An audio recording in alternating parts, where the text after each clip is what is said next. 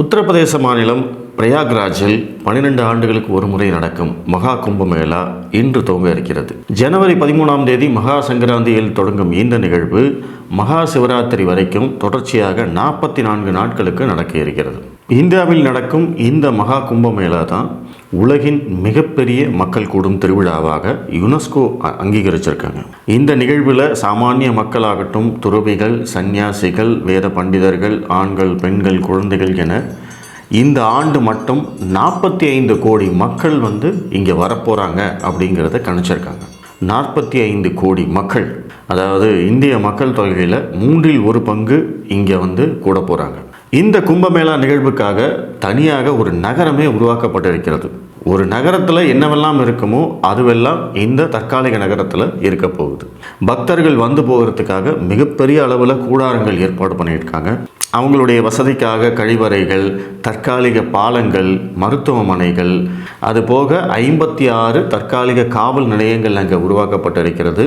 146 கட்டுப்பாட்டு அறைகள் மற்றும் சோதனை சாவடிகள், இது எல்லாமே அங்கே இந்த நிகழ்வுக்காக, இந்த 44 நாட்கள் நிகழ்வுக்காக மட்டும் உருவாக்கப்பட்டிருக்கு. இந்த கும்பமேளா பொறுத்த வரைக்கும் 12 ஆண்டுகளுக்கு ஒரு முறை நடக்கும். 6 ஆண்டுகளுக்கு ஒரு முறை இந்த ஒரு மினி கும்பமேளா மாதிரியே நடத்துவாங்க. இந்த மாதிரியான கும்பமேளாக்கள் நடக்கும்போது நம்ம சின்ன வயசுலையெல்லாம் பேப்பர் பார்த்து தான் தெரிஞ்சுப்போம். அப்போ கும்பமேளாவில் நெரிசல், இங்கே மக்கள் பலி, கும்பமேளாவில் காணாமல் போனவர்கள் உடைய எண்ணிக்கை, இந்த கும்பமேளாவில் விபத்து நடந்தது, தீ விபத்து நடந்தது, மக்கள் இப்போ நெரிசலால் மக்கள் இறந்தார்கள், இப்படியெல்லாம் நம்ம செய்திகளை பார்த்துருப்போம்.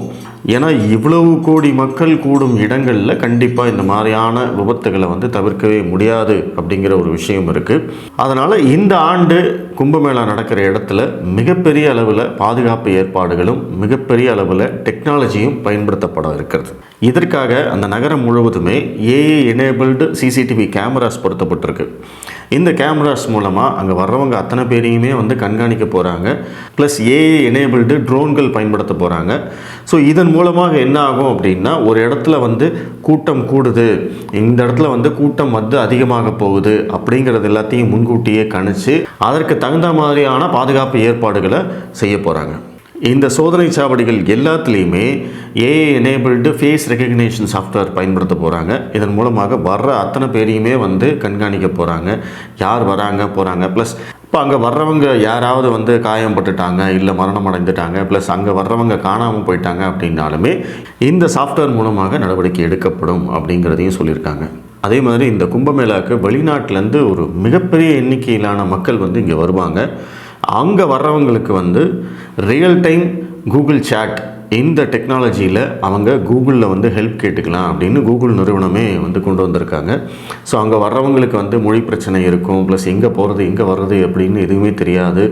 இந்த பிரச்சனைக்காக கூகுள் நிறுவனம் அவங்களுக்கு எல்லாமே உதவுறதுக்கு தயாராக இருக்காங்க. இந்த நிகழ்வோட மிக முக்கியமான அம்சமே என்னன்னு கேட்டிங்கன்னா, அங்கே இருக்கக்கூடிய கங்கை ஆற்றுல இறங்கி ஒரு புனித ஸ்நானம், அதை குளிக்கிறது அப்படிங்கிறது தான் மிக முக்கியமான நிகழ்வு. அத்தனை மக்களும் அங்கே ஆற்றுக்குள்ளே இறங்குறாங்க அப்படிங்கிறபோது அதுவும் ஒரு பாதுகாப்பு அம்சம் அங்கேயும் தேவைப்படுது. அப்படிங்கிறதுனால தண்ணீருக்கு அடியில் செல்லும் ட்ரோன்கள் மூலமாக அங்கே அந்த மக்களை கண்காணிக்கவும் போகிறாங்க. ஏன்னா எந்த இடத்துல இறங்கலாம், எந்த இடத்துல நெரிசலாக போகுது, இல்லை மக்கள் யாராவது பாதிக்கப்பட்டிருக்காங்களா, மூழ்கியிருக்காங்களா, இப்படிங்கிறது எல்லாத்தையுமே கண்காணிக்கிறதுக்கு அந்த தண்ணீருக்கு அடியில் செல்லும் ட்ரோன்கள் பயன்படுத்த போகிறாங்க. ஏன்னா இது எல்லாமே லேட்டஸ்ட் டெக்னாலஜி அப்படிங்கிறதையும் நம்ம மறந்துடக்கூடாது. இதை ஒரு மத நிகழ்வு, ஒரு ஸ்பிரிச்சுவல் ஆன்மீக நிகழ்வுக்காக இதை பயன்படுத்துவது உலகிலேயே இதுதான் முதல் முறை அப்படிங்கிறதும் சொல்லப்படுது. அதுபோக அங்கே வர்றவங்க எல்லாருக்குமே ஆன்லைன் ரெஜிஸ்ட்ரேஷன் இருக்குது. ரெஜிஸ்ட்ரேஷன் பண்ணால் மட்டும்தான் அங்கே இருக்கக்கூடிய அந்த கூடாரங்களில் நீங்கள் போய் தங்க முடியும்.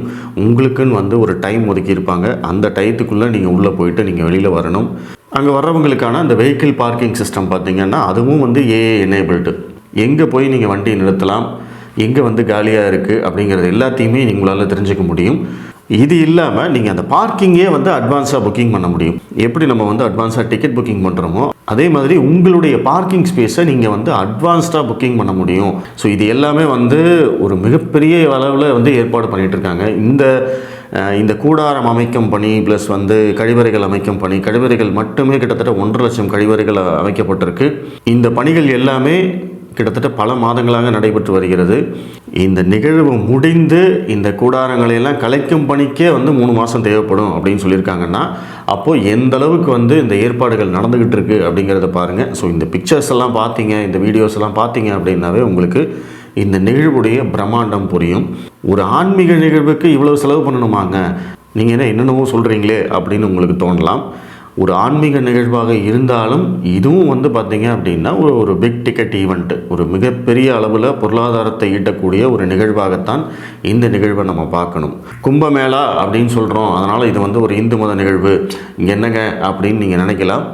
ஆனால் உண்மை என்ன, இந்த கும்பமேளா நிகழ்வுக்குள்ளே இருக்கக்கூடிய அந்த பொருளாதாரத்தை கேட்டிங்க அப்படின்னா உங்களுக்கு ஒரு நிமிஷம் கண்டிப்பாக தலை சுற்றிடும். 2013ஆம் ஆண்டு, அதாவது 12 வருடங்களுக்கு முன்னாடி நடந்த அந்த கும்பமேளாவில் கிட்டத்தட்ட 12,000 கோடி ரூபாய் வருமானம் வந்திருக்கிறதா சொல்லப்படுது. 6 வருடங்களுக்கு ஒரு முறை நடக்கக்கூடிய அந்த மினி கும்பமேளாலையும் 2019 இதே மாதிரி ஒன்று நடந்திருக்கு. அந்த நிகழ்வில் 1,20,000 கோடி ரூபாய் வருமானம் வந்திருக்கிறதா ஒரு கணக்கு சொல்கிறாங்க. அப்போது 2025ஆம் ஆண்டு நடக்கக்கூடிய இந்த கும்பமேளாவில் எவ்வளோ வருமானம் வரும் அப்படின்னு நீங்கள் எதிர்பார்க்குறீங்க? 2 லட்சம் கோடி. Yes, 2 lakh crores. அதற்கான சில உதாரணங்கள் சொன்னாங்க. அந்த உதாரணங்களை கேட்டாலே உங்களுக்கு பிரமிப்பாக இருக்கும். அங்கே வரக்கூடிய மக்களுக்கான அடிப்படை தேவை என்ன அப்படின்னா அந்த தண்ணீர் மட்டும்தான். அந்த குடி தண்ணீர் பாட்டில்கள் மட்டும் 17,000 கோடி ரூபாய்க்கு விற்பனையாகும் அப்படின்னு சொல்கிறாங்க. அதே மாதிரி அந்த நிகழ்வுக்கு தேவைப்படக்கூடிய பூக்கள் அதனுடைய விற்பனை மட்டும் 800 கோடி ரூபாய்க்கு இருக்கும் அப்படின்னு கணிச்சிருக்காங்க.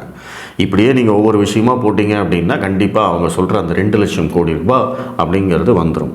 இந்தளவுக்கு ஒரு மிகப்பெரிய நிகழ்வாக, இந்த பிரபஞ்சத்திலேயே மிக அதிக மக்கள் கூடும் ஒரு நிகழ்வாக இருக்கக்கூடிய கும்பமேளாவுக்காக உத்தரப்பிரதேச முதல்வர் திரு யோகி ஆதித்யநாத் அவர்கள் பல மாதங்களாக திட்டமிட்டு மிகப்பெரிய அளவில் முன்னேற்பாடுகளை செஞ்சுட்டு வராங்க. ஸோ அது தொடர்பான காட்சிகளை தான் நீங்கள் பார்த்துட்ருக்கீங்க. கும்பமேளா தொடங்கக்கூடிய முதல் நாளான இன்று மட்டும் 35 லட்சம் பேர் புனித நீராடினார்கள் அப்படிங்கிற அந்த தகவல் நம்மளுக்கு வருது. இந்த நிகழ்வுக்காக மட்டும் உத்தரப்பிரதேச அரசு 7,000 கோடி ரூபாய் ஒதுக்கியிருக்காங்க அப்படிங்கிறத நீங்கள் ஞாபகத்தில் வச்சுக்கணும். 7,000 crores ஃபார் 44 days. அந்தளவுக்கு முன்னேற்பாடுகள் செய்யப்பட்டிருக்கு. என்னதான் முன்னேற்பாடுகள் செஞ்சாலும் மக்கள் காவல்துறை சொல்கிறத கேட்டு ஒழுங்காக நடந்துக்கிட்டாங்க அப்படின்னா எந்த விதமான சேதாரமும் இல்லாமல், எந்த விதமான விபத்தும் இல்லாமல் திரும்பி போகலாம். அங்கே எந்த விதமான விபத்தும் நடக்கக்கூடாது அப்படிங்கிறதும் நம்மளுடைய முக்கியமான வேண்டுகோளாக இருக்குது. இந்த மகா கும்பமேளா பற்றிய அந்த செய்திகளை நீங்கள் பின்தொடர்ந்து பாருங்கள். அது தொடர்பான வீடியோக்களை பாருங்கள். நம்ம சேனல்லையும் இந்த கும்பமேளா தொடர்பான ஒரு எக்ஸ்க்ளூசிவான வீடியோக்கள் வந்தது அப்படின்னா நான் கண்டிப்பாக ஷேர் பண்ணுறேன். அதையும் பார்த்து என்ஜாய் பண்ணுங்கள். இந்த கும்பமேளா சிறப்பாக நடக்க நம்ம வாழ்த்துவோம். நன்றி.